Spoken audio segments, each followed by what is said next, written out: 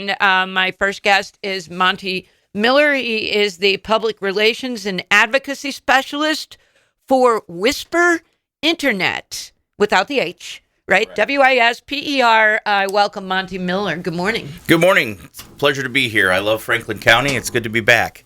Absolutely. And now you are, Wisper Internet has made a huge investment in Franklin County, and with a specific emphasis on being able to get higher speed internet to places and locations that haven't been able to have that before, and also to be able to do so in a way that for people that really have problems paying for it, that they could be eligible for getting some of that reimbursed by the federal government.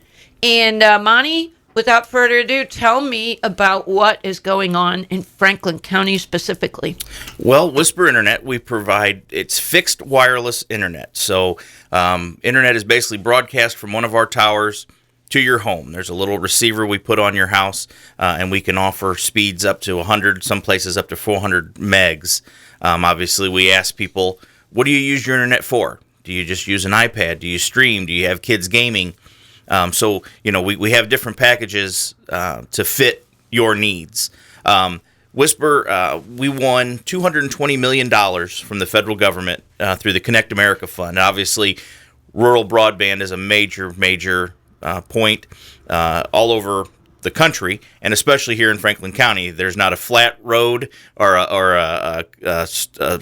everything's hills and things like that, a lot of trees. So other companies, they make promises that they're going to bury cables and this and that. And then they realize that it costs about $100,000 a mile to bury lines in areas where we can come in. We use our CAF America funds. We have about $10.8 million that we're spending in Franklin County over the next several years. We've already got, actually in September, we just launched 7 new towers.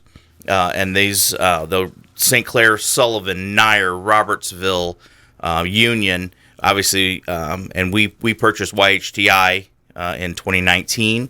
So we have all of the YHTI infrastructure and network already. And so we put our transmitters on our towers, and we can broadcast internet usually in about a 6 to 8 mile radius from our tower. So obviously it's line of sight. So we have to kind of maneuver and figure out which tower we want to point the radios to. But we also have brand new technology. It's called Tirana, and we are the first company in North America to be using it. We actually beta tested it for Tirana over the last 2.5 years, and it gives us a lot more penetration as far as line of sight than we had with our existing. So, in the difference between line of sight and satellite would be that you have a satellite is obviously in space and beaming down. Right. But you have a line of sight, and actually, as I was noting off the air, our station operates that way. Our FM shoots from a dish across to a tower, and it works great. Right. And that's what you're doing. We look at it like with satellite, instead of the signal coming from the Earth into space and then back down, ours basically, our towers are obviously hardwired, and then the signal broadcasts from our towers to your homes. Currently, we have 20,000 customers over 6 states. That was our CAF award was kind of starting in Oklahoma. If you come over the bottom part of Missouri, we have Bull Shoals area, Lake of the Ozarks, all the way over into southern Illinois, down Carbondale, Murfreesboro, down in that area. But the Franklin County especially, I worked out here for 5 years, and I love it. I know the people out here, and I know the terrain also. But if we haven't reached your house yet, we will, because we actually have 3 more towers in design right now. One is in Washington, near the Highway 100 near Arch Road, northwest of the Fire Training Center, in the industrial park. And then another one is across Interstate 44 from Birch Creek Golf Club outside Union. And then we have one near Interstate 44 in the Stanton area. That would cover Charmwood and Anaconda. So if we can't reach you yet, we will. And our goal is to get everybody service. Well, and I think that, it is, there's a lot of debates about what is infrastructure, what is not infrastructure. Roads and bridges, everybody agrees those are infrastructure. There's other things that people say, well, maybe that's infrastructure or not. But I think that we have come to realize now, and the one rare point of consensus in this country right now is that internet is infrastructure. It's absolutely infrastructure. And if anything proved it, it was the pandemic, really, because you had people and they had to be going to school and doing their classes on the internet and working from home on the internet. And there are a lot of people that, even if they could afford it, and a number of people I know, they could afford good internet, but they can't get good internet because of their a little more remote location.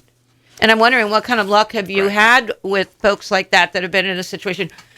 I don't know how long it's been since I actually heard someone say they had dial-up.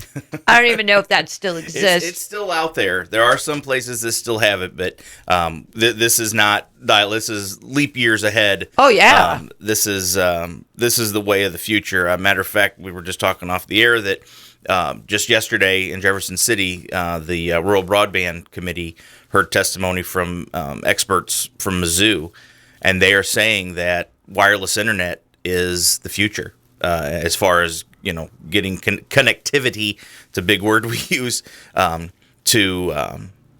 everybody. At Wisper, and we look at it. Internet should be a utility into your home, just like water, electricity. If you wake up one morning and your water's off, you're going to have a bad day. You wake up and your electricity's off, you're going to have a bad day. And nowadays, if you don't have internet, you're going to have a bad day. And even if you have internet, with like you said, Dan, people, working from home, kids playing, doing schoolwork from home, it's essential. And the days of saying, oh, well, our internet works most of the time, that's not acceptable anymore. And so that's our goal, is to get people that have internet, better internet, or to get people that don't have any. I was shocked when I started in this position that, you take it for granted, just like flipping a light switch. Oh, I have internet at home. No big deal. That so many people don't have it, or to segue into you mentioning some people can't afford it. Well, with the pandemic, we have partnered with the Federal Communications Commission. I'm sure you're very familiar with them. Oh, yes. They're our friends. We help administer it's a lifeline for seniors, lower income seniors, anybody that's on Medicaid. And then also it's called the Emergency Broadband Benefit, the EBB program. Is set up for families that may be struggling, anybody that has children on free and reduced lunches, things like that. You can go to our website, wisper.com, no H, and check that out. And you can fill out a form and see if you qualify. And if so, you can get internet, hopefully through Wisper, for $10, $15, $20 a month. So price shouldn't be a factor either. Just like with your water and your electricity, you shouldn't have to decide, okay, do I pay the electric bill this month or do I pay the internet? You can't live without it, and it's something that you've got to have. Well, it's kind of like along the lines of the telephone. I mean, it's just vital. And anymore, a lot of these, a lot of places that's really the only way that you can deal with them now is online. I know Social Security has reached that point, just a lot of different things that's the way that it can be done. Now, the roots of Wisper Internet actually go back, because I'm pretty sure that the first ISP that our house had, my home, my residence, was the precursor to Wisper, which was YHTI, and there was a precursor to that was Main Street, and then there was one before it, and I can't even remember the original name. But it has been, there's been local service, and there still is, which I think is also a big plus. Tell me about that. Yes. So in 2018, Wisper acquired YHTI, which was, Fred Becker, and Rick Becker is still one of our general managers out here in the Washington Spoke. So yeah, it is local people. And we pride ourselves on that. Whenever we do move into an area, we try to hire people. We've hired about 90 new employees since the beginning of this year. That's just another amazing thing in a pandemic, that we're actually hiring we joke all the time. You just don't have to be, you can't be afraid of heights, because we have people that climb these towers and do this work. I'm not doing it, but yeah. So we rely on, and I say it too. We rely on the locals. You people that live here, this is your neighborhood, this is your community, and you're going to know it better than we could ever imagine to know it. So you're our experts. You're our eyes and ears on the ground. If you have questions, you have suggestions, please, contact us. We want to work with you. We want to work with the communities to get the best service we can for the people that you serve and the people that we serve.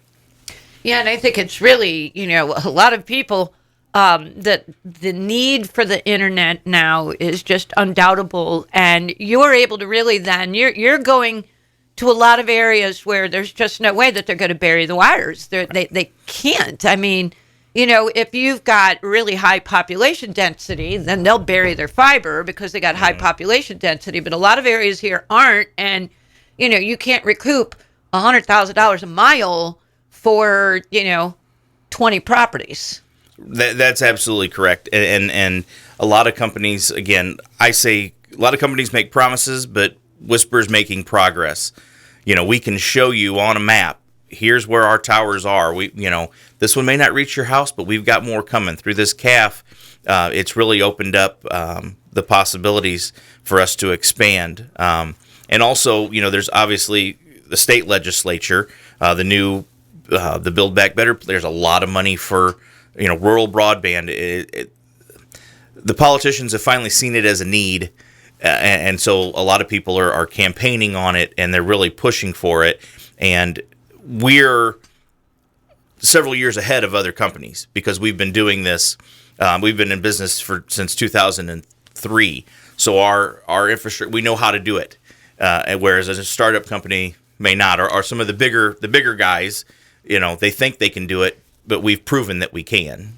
When you actually have a brick and mortar spoke, as you call it, Yes. which is, I guess you would call it a regional area office, but it's a spoke, and it's the same guy that a lot of people have been dealing with for years Absolutely. and years and years.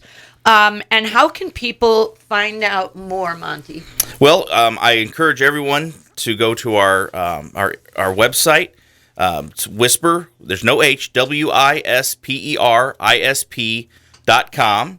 Or you can call. It's 1-800-765-7772. Call, go online, check out our prices. You can check out the EBB and the Lifeline program.